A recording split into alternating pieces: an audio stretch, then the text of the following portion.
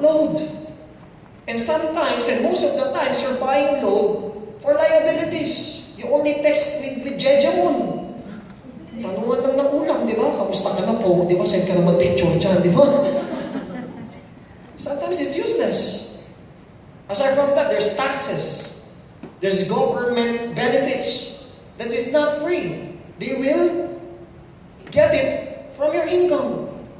So I'm earning 270 pesos a day, then my transportation back and forth is 150 pesos. It's 270 less 150 is 120. Then you need to buy food, water, load, taxes, benefits. How can I date my girlfriends and boyfriends? Point. Right? Turo. That's my problem. That's my number one problem. So after 4 months, I make a wall. What's a wall? Absence without leave. Because even a transportation to pass my resignation, I don't have enough money back then. So I just quit my job one day. I didn't go to work. I didn't tell my boss. Then I find a nearer job. And din ako namili. I became a janitor when I was 16 years old.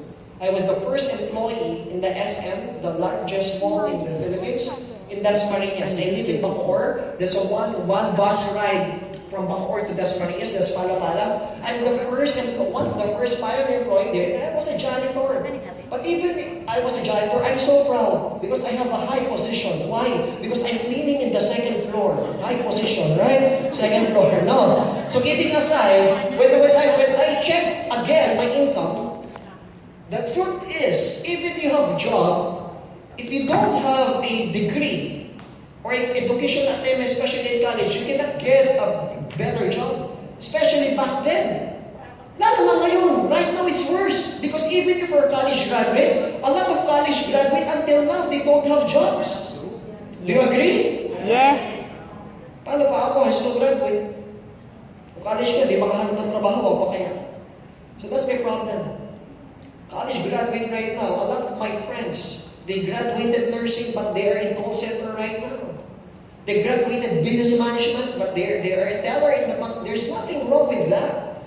But for example, if you finish business management, from the word itself, what's that course? You manage business, but the question is, you're managing other people's business. So why do you study business management? Just to manage other people's business? Do you have a choice? Yes. Instead of managing other people's business, why not manage your own?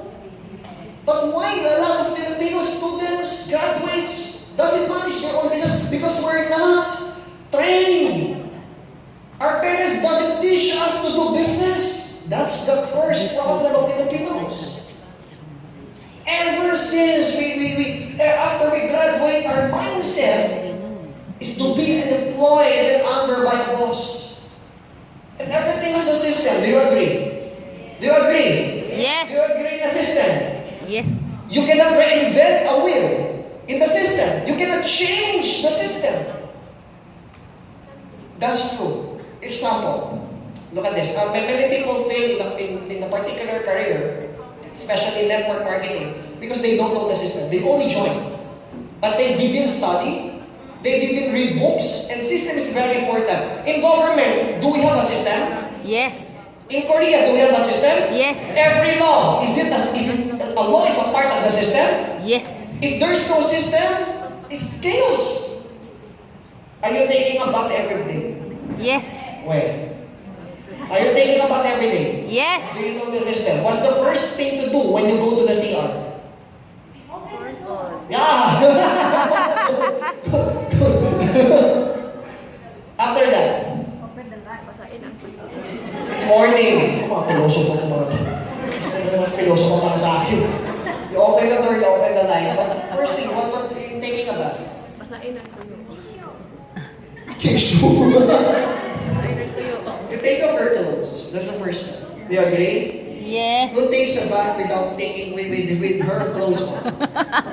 None, right? First is you take off your clothes. Am I right? Yes. Second is what? Basain ang Water. Basa, bala. Tama? Shower. So, shower, take your clothes, shower, then third is what?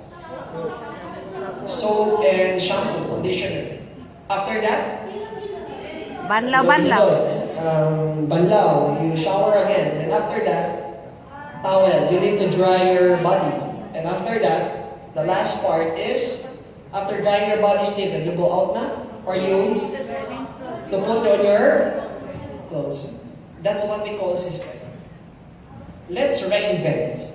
Is that a system? Is Yes. that simple? Are you taking a bath every day? Yes. Do you need assistance for No. taking a bath? No. Oh, it depends. If you're in the honeymoon, so you take a bath. Honey, please rub my That's what they call a system. Do you agree? Let's eliminate and reinvent the wheel. Let's try. First, what was the first step? Put your clothes, take off your clothes. Let's eliminate that. The first thing, you have your clothes on, you have your coat and tie, you came from work, then let's eliminate that first part. Let's skip to the second part. Is that possible? You can do that, but you can you be successful in taking a bath with your clothes on because you eliminate the first part? No. Or let's put the first part. But let's eliminate the second part. Let's skip to the third part. You put off your clothes, then you don't shower. After putting off your clothes, you put shampoo and soap. Is that possible? It's possible, but can you be successful in taking a bath? Libag-libag ka pa, namumuna yan. Let's eliminate the fourth part. What's the fourth part? Taking off your clothes, putting shower, then put shampoo and soap. The fourth part is what? Showering again. Then before you dry your body, before you towel or dry your body. Let's eliminate the fourth part. You put off your clothes, you shower, sabon and shampoo, soap and shampoo, and you get while you're shampooing, you get your towel and you dry your clothes. Are you successful? Let's eliminate the last part. Putting on your clothes. Put off your clothes, shower, shampoo, sabon, soap and shampoo, then shower, then dry, then go out na. Okay, with your towel on. Can you be successful? No. Ano nangyari? Is that a successful thing to do? You cannot eliminate even one part of the system. You cannot reinvent. Let's put the middle part, the third part, in your first part. What's the third part? Shampoo and soap. Before taking off your clothes, you open the door, open the lights, before taking off your clothes. Since the third part, we move it to the first part. Before taking off, imagine this. Before taking off your clothes, you put shampoo and soap first. It's so hard to do. Do you agree?